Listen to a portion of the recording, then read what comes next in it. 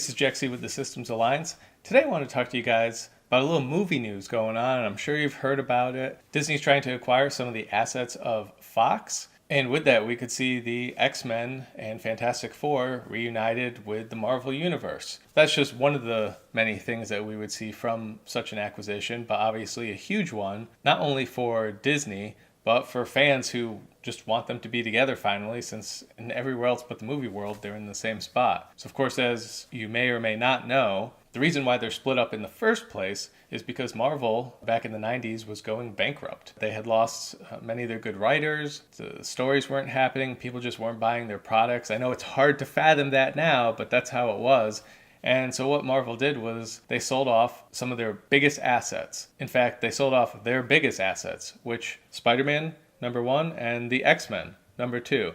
Fantastic Four also went with them, but Spider-Man and the X-Men were the big ones. Spider-Man, of course, went to Sony, who is now back with Marvel in a deal, and the X-Men went to Fox, and they haven't ever really been part of Marvel, the Marvel Cinematic Universe yet. Now, everyone's excited about this, everyone's happy, but there could be some issues on the horizon. This deal actually might not happen, and the reason would be Comcast. So Comcast, probably one of the most hated companies in the world, probably the most hated cable company, at least. If you don't believe me, just go on YouTube and search Comcast call, and you'll see people's actual recorded phone calls with Comcast trying to leave the service, and well, I'll let you watch those. But Comcast right now is actually trying to do a purchase of those same Fox assets themselves. So just to let you guys know, Comcast confirmed for the first time Wednesday that it is preparing a higher all-cash offer for the businesses that 21st Century Fox has agreed to sell to Walt Disney.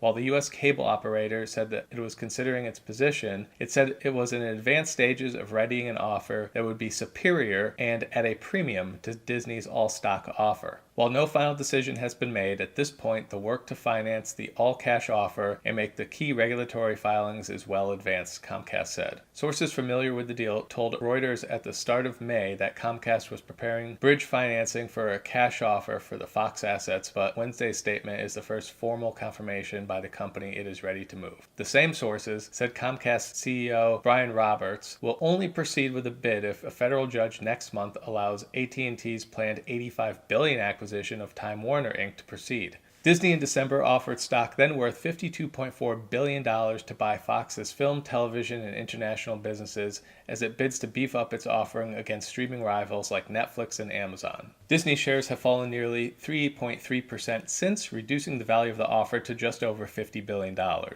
It all depends on the AT&T and Time Warner deal, said Brian Weiser, analyst at Pivotal Research. If that goes through, it is highly possible that there will be more than one bid for Fox. Fox and Disney were not immediately available for comment, of course. A regulatory filing in April showed Comcast offered to acquire most of Fox's assets in an all-stock deal valued at $34.41 per share, or $64 billion last November, just before Disney's offer was agreed. After a sale, Fox's remaining assets will include Fox News, Fox Business Network, and sports cable networks. I think Fox or its controlling shareholder and board directors has already expressed their preference, Disney, even though Comcast allegedly offered a higher consideration already. Comcast does not seem intent on winning this one, and rivalry can frequently drive prices to uneconomic levels. So it sounds like the offer that Comcast is making to get the Fox assets is about $10 billion more than Disney's offer. So the real question is, why isn't Fox accepting that offer? Now, of course, there's the obvious, well, you would trust Disney a lot more than you would trust Comcast with their properties. And even if you're selling something, you want the properties to be treated with care, just like when George Lucas sold Star Wars to Disney for $4 billion. Now, of course, you could argue whether they've been treating it with care or not, but they're at least trying. Whether or not they're making the right decisions or not, they're at least trying, and that's really all you can ask for. But I wanted to direct you to an article which kind of goes into that a bit. Warning of conflicts of interest within the Murdoch family, UK hedge fund with $5.3 billion in 21st Century Fox stock told the 87-year-old Rupert Murdoch to disregard huge personal tax issues in the sale of Fox assets and consider Comcast Corp's potential cash offer. The personal tax position of the Murdoch family must be an irrelevant consideration for the board in order for the board to comply with their fiduciary duties.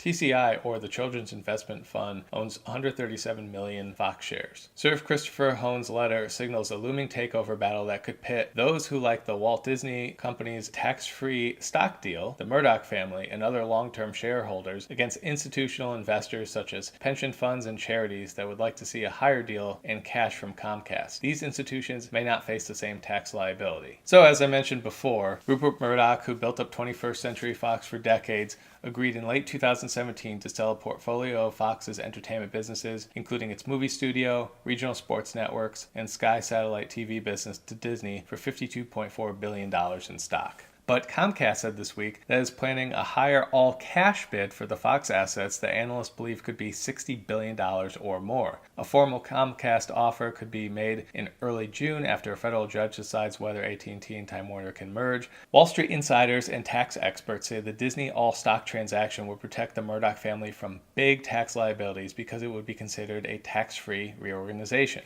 A cash deal, meanwhile, could result in 20% capital gains taxes and an additional 3.8% Medicare-related taxes enacted as part of Obamacare. On top of that, New Jersey, California, and many other states would also tax the gains in a cash deal. Shareholders who have owned Fox shares for a long time and bought them over a long time at a low price would make the most profits and face the biggest potential tax hit, he said. There could be many that would prefer a tax-free reorganization as opposed to a cash deal. TCI's Hohn isn't one of them, however. We understand that you are currently not permitted to solicit offers from third parties under your merger agreement with Disney. However, should Comcast make a formal offer, you would expect the board of 21st Century Fox to immediately engage with Comcast toward evaluating their proposal on the basis of equal and fair treatment to that of Disney. We are aware that the Murdoch family has a potential conflict of interest because of capital gains tax, which could lead them to preferring a lower-priced Disney stock offer. So as fans of these properties, what do you guys think about this? Are you worried that if Comcast gets their hands on these assets,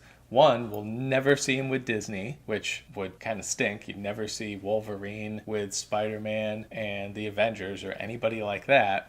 And what do you think Comcast actually wants to do with these properties? It sounds like Disney wants to compete with Amazon and have their all Marvel and everything world set up along with other properties. But Comcast, they are a utility company. Sure, they own NBC and Universal, but their main money comes from cable subscriptions. So perhaps Comcast is trying to avoid the inevitable end from all the cord cutting that's going on. Cable subscribers have gone down 5 million in the past few years, and there's no end in sight. I know I personally don't pay for cable anymore. To me, it's just not a very good offer. You get a million channels, you can't watch any of them. So let me know your thoughts on this, and we'll keep track of this, see what happens. As I said, Comcast is expected to make a formal cash offer if U.S. District Judge Richard Leon allows AT&T to acquire Time Warner. Leon said he will announce a decision on June 12th. So we can look forward to that. Personally, I would prefer that Disney acquire these, even though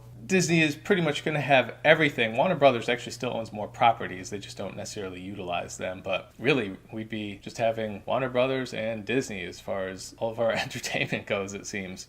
And really, if AT&T acquires Time Warner, then it would just be AT&T versus Disney, which, once again, that doesn't make sense either. But that one's going to have a lot more scrutiny trying to get that to merge. It's a much larger deal and could create some fair issues going on there in terms of the consumer. Well, we'll see you later.